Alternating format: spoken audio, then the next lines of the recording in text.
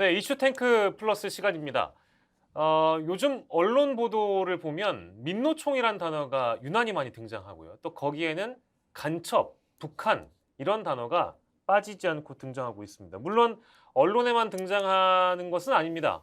여당 최고위원회의에서 김기현 국민의힘 대표가 민주노총 전직 간부를 운운하면서 100여 차례 지령을 주고받으면서 한국 사회 갈등과 대립을 키웠다라는 언급을 해서 결국에는 이제 노조 때리기의 일환이기도 하고 언제적 종북인가 뭐 이런 이제 우려를 낳기도 하는 그런 발언들이 많은데요.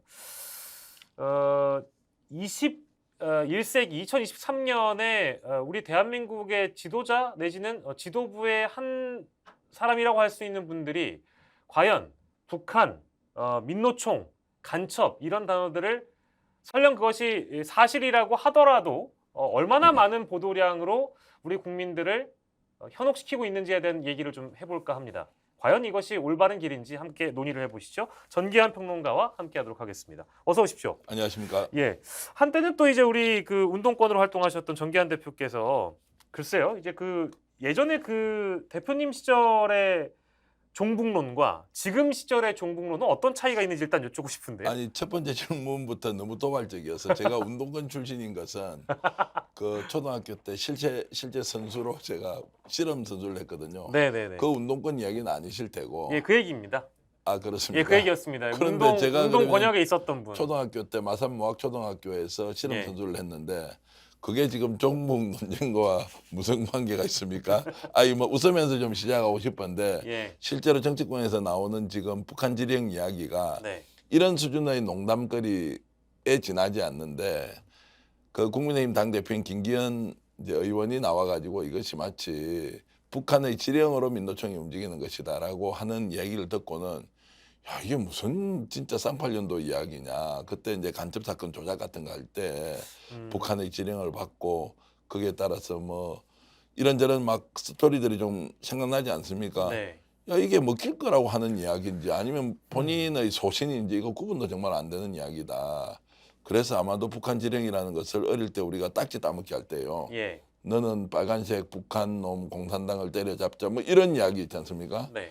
이런 게 저는 좀 상기가 되어서 참 당대표가 한심한 이야기하고 있네 이런 생각을 좀 했습니다. 그래서 저도 이 보도를 보면서 느꼈던 것은 그 일종의 공안몰이의 시도에 가까울 정도로 조선일보와 문화일보가 대대적으로 이제 이 내용을 보도하고 있고 연일 새로운 사실관계들이 보도가 되고는 있어요.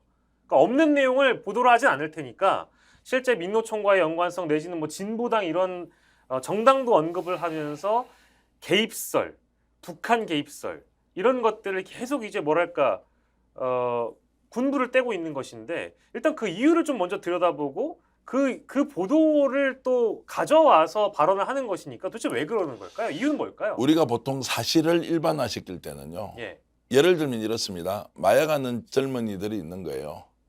대한민국 마약공화국이라고 얘기할 수 있지 않습니까? 네, 그것은 마약의 위험성에 대해서 국민들에게 알릴 때는 정말 마약공화국이 될지 모릅니다. 마약 문제 반드시 해결해야 됩니다. 이렇게 할 수 있겠죠. 네, 그런데 어떤 사람이 A라는 사람이 마약을 했기 때문에 대한민국 모든 사람은 마약에 오염됐을 수 있습니다. 다만 그것을 객관적 사실로 확인을 못했습니다. 이랬을 때 어떻게 합니까?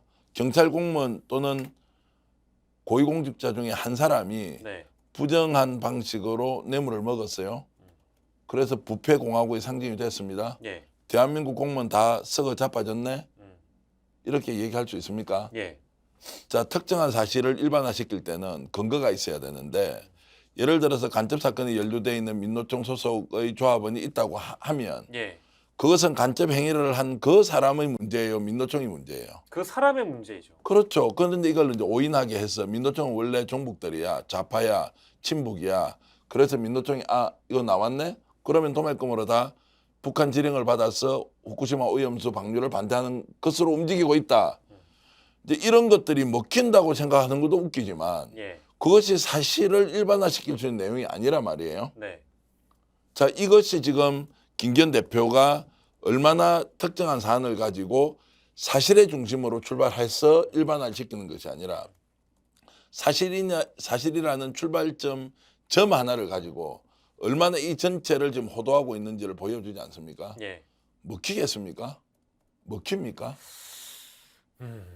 먹힐 가능성은 지난 시대에 비교했을 때 많이 떨어지지만 저는 이게 어느 정도 탄력이 붙으면 가능할 것 같기도 한데요. 그러면 이렇게 하겠습니다. A라는 사람이 젊은 사람 20대인데 예. 싸가지가 너무 없어요. 대한민국 20대 다 싸가지 없어. 이렇게 해요. 자, 어떤 70대 노인 어르신께서 네. 너무 예의 바르지 않고 젊은 사람 무시해요. 그럼 노인들은 다 젊은 사람 무시하고 사네요. 대한민국 이렇게 됐습니까? 라고 하면 네. 어떻게 되면 그게 맞는 말입니까? 특정한 사람이 그럴 수 있잖아요. 예. 그것을 일반화시킬 때는 거기에 대한 근거가 있어야 되는데 딱 도매권으로 잘라서 단면으로 이것만 보고 이것이다. 그럼 내가 이야기할게요. 김기현 당대표는 도둑놈이죠. 교통위반 사범이죠. 네. 아니 업무상 이런 여러 가지 제목들을 다 이야기하지 않습니까? 예. 자신은 자기 인생 65년 동안 단 한 번도 범법행위하지 않았습니까? 그 증거가 있어야 이야기합니까? 본인은 증거도 없이 민노총의 진짜 점과 같은 그런 종북이나 또는 친북이나 간첩 행위를 가지고 전체를 도매권으로 넘어뜨리면 본인은 반사유주의자고 반공동체주의자고 반자본주의자고 이런 거 아니에요? 비윤리자고 반윤리자고 네. 이렇게 얘기할 수 있습니까? 없다는 거예요. 예. 그렇기 때문에 이런 내용을 가져와서 네. 민노총 내부에서 이런 사람이 있는 것은 정말 심각한 국가의 안보의 위기 상황을 초래했습니다. 민노총은 그 사람이 간부로 활동했기 때문에 예. 책임지고 국민 앞에 사과해야 됩니다. 라고는 얘기할 수 있겠죠. 예. 근데 민노총 전체가 지령을 받은 사람, 제 주위에 아는 많은 친구들이 민노총 소속돼서 활동하는 사람들이 있거든요. 예. 아무리 봐도 거기에서는 지령을 받아서 움직이는 사람이 없는 것 같아요. 제가 씨름선수 출신으로 말씀을 드리면. 운동권으로서 말씀을 예. 해주시면 어쨌든 북한 지령을 받은 민노총이 국가를 흔든다. 후쿠시마 오염수 방류에 비판하는 것도 북한의 지령이다. 윤석열 정부의 노동개혁을 반대하는 것도 북한의 지령이다.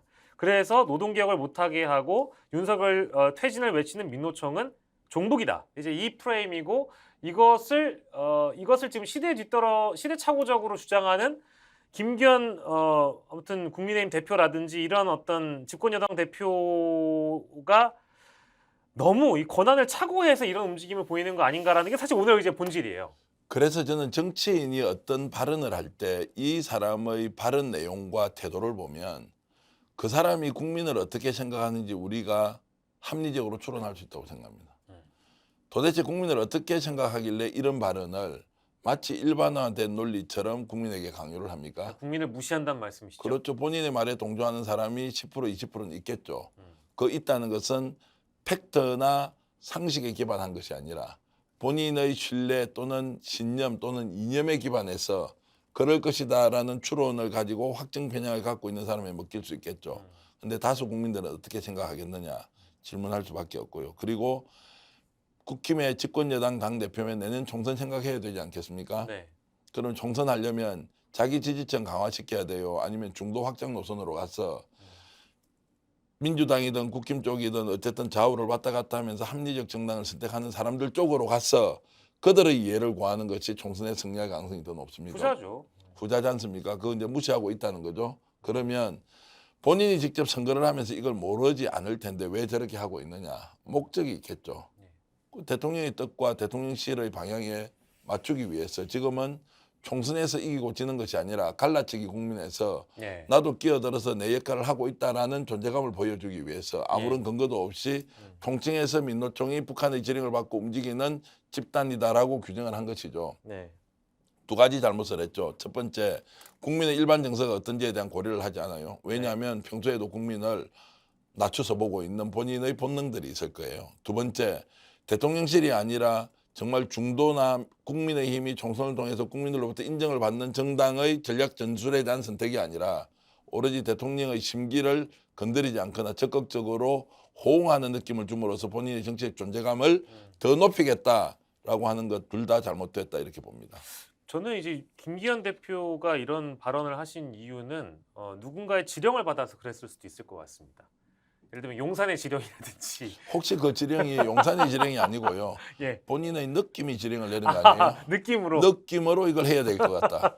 느낌으로 하기 때문에 맞을 것이다. 그렇죠. 그리고 민노총을 통칭해서 저렇게 싸잡아서 북한 지령파로 했으니 야 민노총 너가 이번에 한번 당해보니까 이 맛이 어떠냐라는 것을 느낌으로 스스로 자족하는 그렇죠. 예, 느낌의 정치. 저희가 이제 웃자고 느낌의 정치를 거론하긴 합니다만 늘 이제 정기현 평론가가 강조하는 점은 하다못해 정치인의 이런 발언들이 누구에게 도움이 되는 것이냐, 국가에게 도움이 되는 것이냐, 윤석열 정부에게 도움이 되는 것이냐, 아니면 본인에게 도움 되니까 이제 이런 발언을 하는 것이냐. 본인의 느낌에 도움돼요. 그렇죠. 본인에게도 실제 도움이 되지 않아요. 그렇죠. 어느 하나 도움이 되지 않는 발언이다. 그렇죠. 그래서 제가 이제 정치인의 태도 그리고 품성 그리고 국민을 대하는 자세 이런 건 이제 늘 강조하지 않습니까?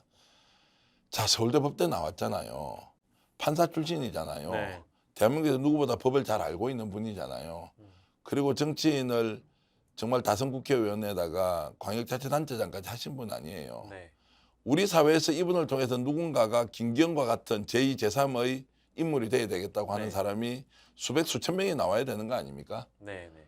대한민국의 모든 학부모들이 더 좋은 대학에 더 많은 자격에 더 안정적인 삶을 추구하면서 이렇게 살아가고 있지 않습니까? 그런데 극소수의 선택된 분들, 머리 좋은 사람, 공부 잘하는 사람이 거기 가서 판사하고 검사하고 이렇게 하는 거 아닙니까? 네. 그러면 그분들이 그것을 획득하는 과정의 그 노력 이상으로 그 자리에 올라서 스므로써 국민들에게 보여줘야 하는 모범, 그리고 국가에 대한 헌신, 국민에 대한 애정, 그리고 정말 민족의 미래에 대한 무언가, 내보다 확실히 다르게, 나와는 확실히 다르게 사는 사람이구나. 네. 이분의 헌신성은 내가 본받아야 되겠구나. 네. 나는 비록 이 사람과 생각이 다르지만 행동 하나하나를 봤을 때는 충분히 존경받을 만한 자격이 있다. 네. 이것은 더 많이 가지고 더 많이 공부하고 더 머리 좋고 더 좋은 자리에서 권한을 가진 사람들이 국민에게 보여줘야 되는 거 아니에요? 예. 그래야 누구든지 저 자리에 가면 저런 좋은 권한을 가지고 있으면서도 모범이 된다. 이것이 사회적 귀감이 되는 것 아니냐. 그런 것과 관련해서 지금 김기현 당대표가 보여주는 것은 도대체 세상 사람들이 김기현 대표를 통해서 무엇을 배워야 하는지, 본인은 국민들에게 무엇을 가르치고 있는지 이 근원적인 질문을 하지 않을 수가 없다. 이 말씀을 제가 다시 한번 드리겠습니다. 뭐 김기현 대표뿐만이 아니라 이제 윤석열 정부의 수많은 인사들 중에는 뭐 학벌도 좋은 분들 많고요, 공부할 만큼 하신 분들도 많고, 직업도 좋았던 분들도 많고, 사회 특권층으로 활동하시다가 정치권에 입문하신 분들이 많이 있는데, 그런 분들이 되게 갖고 있는 일종의 이제 선민 의식의 발로랄까요? 국민들은 내가 이렇게 얘기를 하면 이것을 믿어줄 거야, 따라줄 거야, 그리고 믿을 수밖에 없어라는 일종의 근자감이 있는 것 같아요. 그래서 이제 조금 전에 좋은 말씀 하셨는데요. 그런 선민의식은 자부심으로 제3자에게 표현이 돼야 됩니까? 자만심으로 제3자에게 표현이 돼야 됩니까? 당연히 전자겠죠. 예? 예. 자부심이 드러나는데 겸손한 거예요. 이분 대단하네요. 박수 쳐드리겠습니다. 이것은 나와 생각이 다르지만 네. 인정합니다. 이제 이렇게 가야 되는 거 아니에요. 지금 자만심으로 드러나는 저런 선민의식은 뭐냐면 기본적으로 본인에게 권한을 위임했던 국민들을 예. 정말 본능적으로 어떻게 생각하는지를 저는 보여주는 장면이라고 생각해요. 그 선민의식은 예. 내가 잘났으니까 내가 권한이 있으니까 내 알아서 다 하겠다. 고 하는 방식인데 이게 지금 대한민국의 이제 그 수준이나 이런 걸로 봤을 때 과연 먹혀 들어갈 것이냐. 예. 먹히지도 않는데 왜 저렇게 하느냐. 그래서 근거 없는 자신감은 예. 정확하게 얘기하면 그 근거 없는 자신감은 근자감으로 표현될 것이 아니라 예. 자기 스스로 컴플렉스를 가지고 있는 것을 그대로 노출하는 것이다. 컴플렉스가 없는 사람일수록 스스로를 낮추고 스스로를 겸손하게 그리고 항상 자신을 되돌아보면서 어떤 것이 국민을 위해서 살아가는 정치인의 자세냐. 예.